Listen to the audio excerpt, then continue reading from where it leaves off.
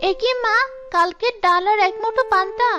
মা, আমার পেটে তো এখন খুব খিদে। এ কটা ভাত খাবো নাকি? খাবার সামনে নিয়ে খাবারের নিন্দে করতে নেই মা, এগুলোই খেয়ে নি। তোর বাবা তো একটা দোকান দিয়েছে, দেখবি এক সময় আমাদের সমস্ত দুঃখ কষ্ট কেটে যাবে।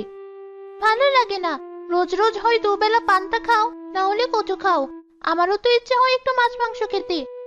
সব সময় তো খাই খাই আসে কোথা থেকে তোর? এখন তো দুবেলা খাবার খেতে পাচ্ছিস, কদিন আগে তো সেটাও জুটতো না। মুখ বুজে খেয়ে নে। আহা গিন্নি, মেয়েটাকে এভাবে কেন বকছো? ও ছোট মানুষ, ওর তো কোনো দোষ নেই। দোষ তো আমার।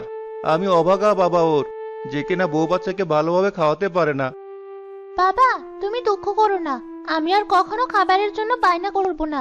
যখন যেটা খেতে দিবে আমি সেটাই খাবো। বউ, তুমি কটা মুখে দাও, এভাবে সামনে বসে আছো কেন? আমার পেটে খিদে নেই। তুমি তো জানো সকালে একটু পানি খেলে আমার পেট ভরে যায়। হ্যাঁ, সেটা তো খুব ভালো করেই জানি। এই সংসারে এসে তুমি কত কিছু ত্যাগ করলে। তোমার মতো একটা সংসারে বউ পেয়ে আমি নিজেকে খুব ভাগ্যবান মনে করি।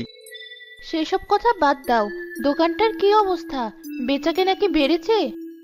এখন তো একটু দেখছি ভালো, আস্তে আস্তে হবে। সবে নতুন দোকান দিলাম, সময় তো একটু লাগবেই।